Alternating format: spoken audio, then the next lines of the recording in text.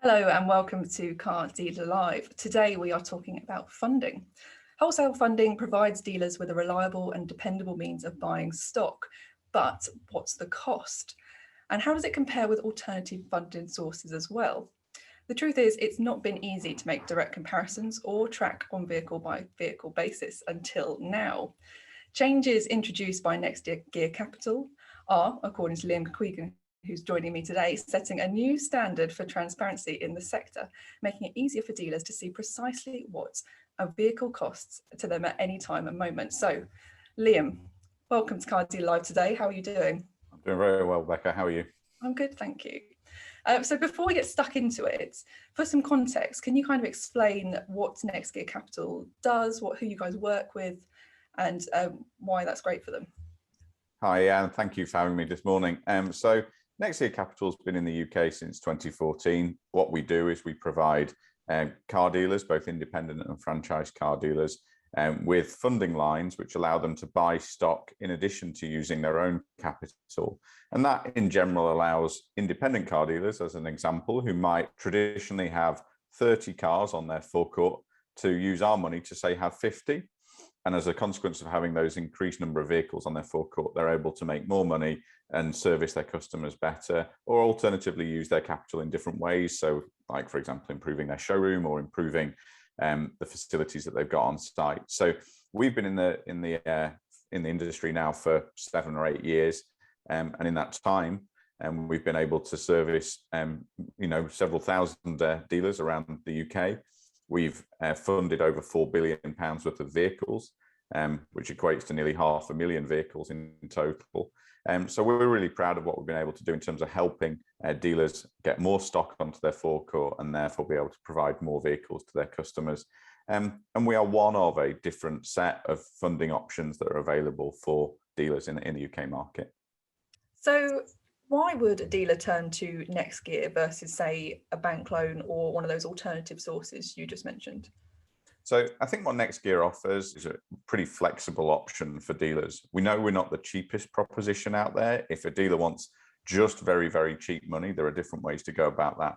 But what you get with NextGear is the flexibility to be able to source stock from a variety of different places. So if you buy a car at auction, or if you want to fund a part exchange, or even if you buy a car privately, say off Auto Trader to retail, you can fund all of those vehicles with us.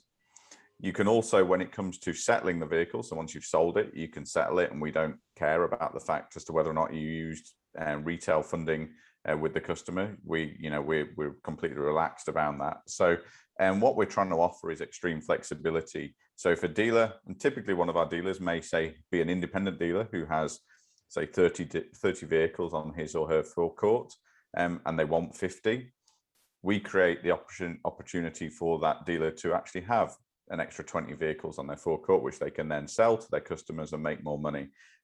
So that's what NextGear exists for. We're about the dealer. So if you're a customer of ours, you get a dedicated account manager.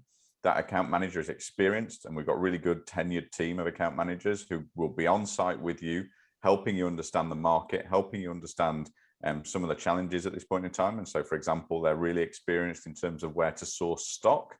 A big issue at the moment in our industry, and therefore that's what you get with us. And we're always trying to create flexibility for dealers, but also recognize that our funding line isn't the right one for everyone. Certain dealers just want very cheap money with limited service, and if you're a big dealer with great credit history, you'll probably be able to access that.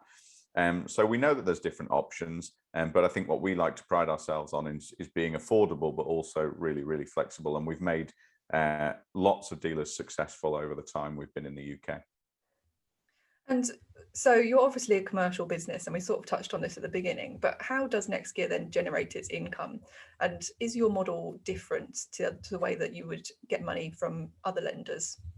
Yeah, I mean, so the first point of call there is we're transparent about the fact that we do make money off our funding. We think that's really important, and we do because we are a commercial business, and we need to be clear on that. We also think that it is very affordable for dealers. And actually, I was in Ireland speaking to some of our dealers just a couple of weeks ago, and they recognise the fact that they could probably get a cheaper option. but they also recognize the service that we provide is that they're paying for that as well. In terms of transparency, what we're trying to create is a view for people of all of the fees and costs that you're incurring, because actually there's a little bit of a sense that we're more expensive than we actually are. So we're trying to create flexibility and transparency for dealers so they understand what they're really paying on a per unit basis. So you've introduced some changes. Can you explain kind of what dealers are getting now? Yeah, so we've always been a fairly technology-led business, so we're completely paperless. We've got a number of systems which allow our dealers to see how their funding lines are working, and we partner with some third parties who provide, what I think is pretty industry-leading in terms of the technology offering that we give dealers. And one of those areas is Stockmaster, which is effectively an app that dealers can use to see how their funding line is going.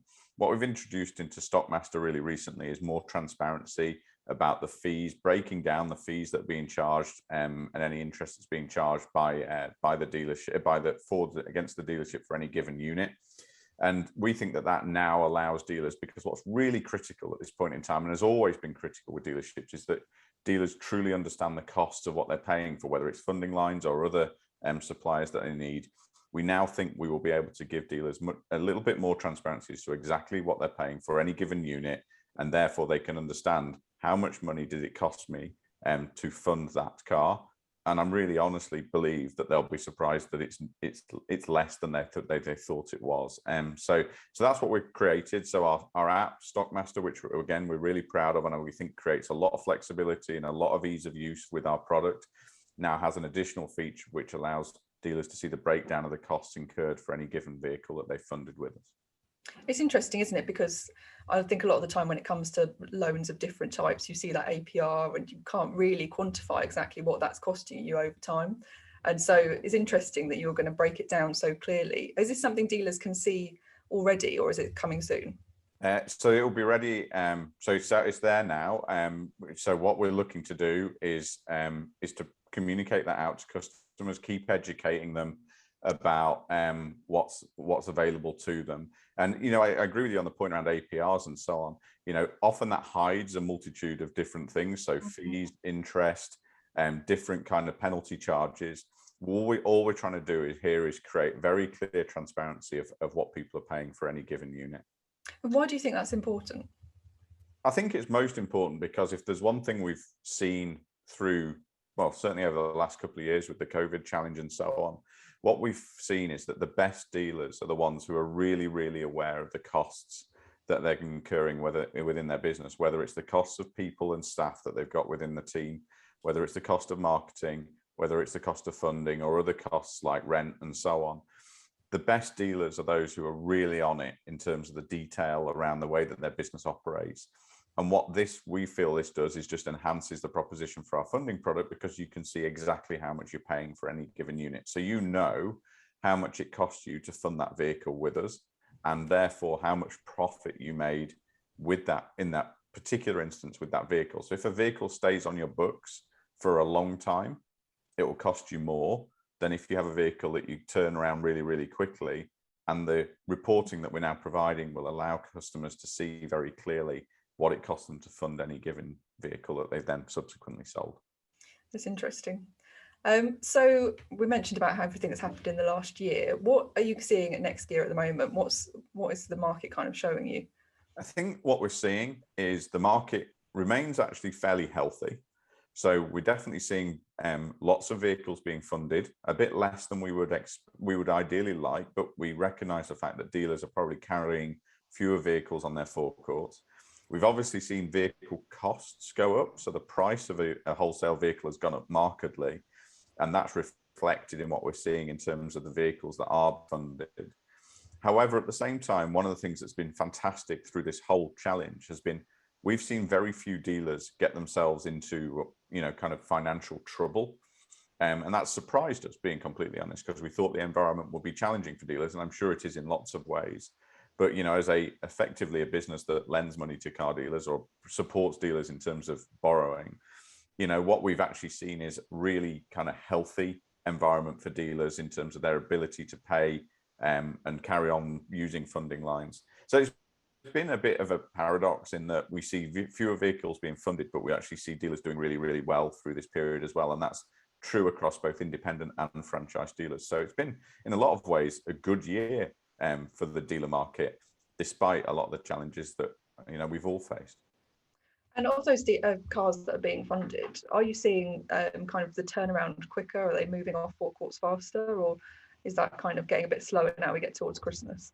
I mean, it's pretty much stable, Right. and so it's been pretty stable through that time and throughout the last year. The obvious difference has been that the price of the vehicles have gone up so much, both for wholesale but also for retail customers.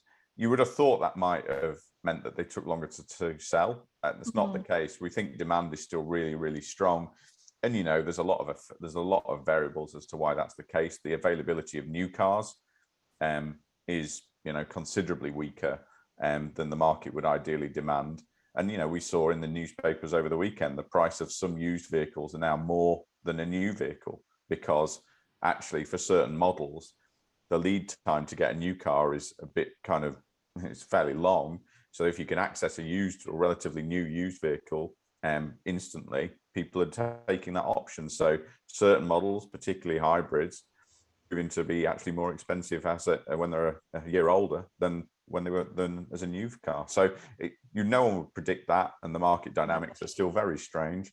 But it's we'll see what happens in the new year.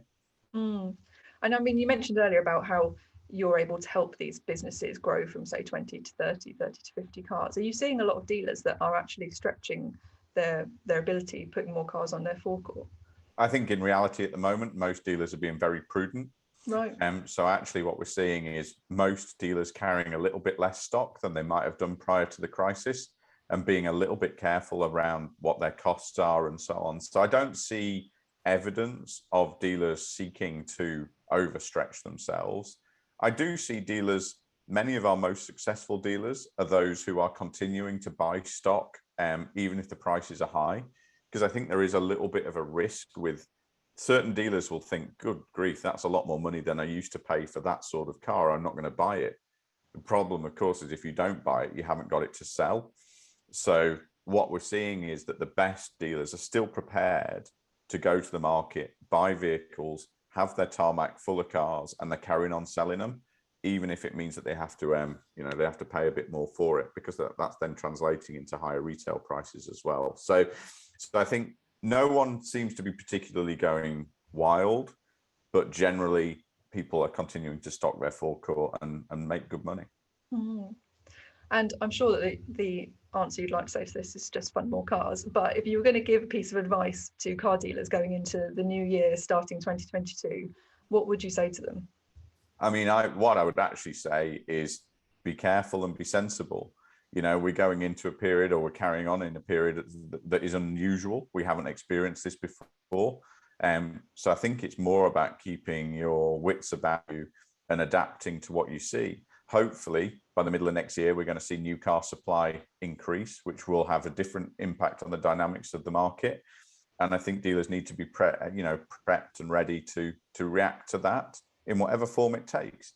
But the one thing I would absolutely, and I would always say, is be careful and be sensible about the cost you're incurring, and where you're buying stock, what you're buying, and making sure that it's what your customers want. So yes, I'd love people to fund more vehicles, but actually I'd rather they were just safe and secure as we carry on through this quite unusual period. Well, thank you, Liam. It's been really interesting to talk to you about this today. It's fascinating to find out more about funding. Thanks, Becca. Well, thank you for watching today. Hopefully you've enjoyed finding out a little bit more about the world of funding and what it can mean for you. If you'd like to find out more about Car Dealer Magazine, head over to the website. It's cardealermagazine.co.uk, or subscribe to our YouTube channel. Thank you again for watching, and goodbye.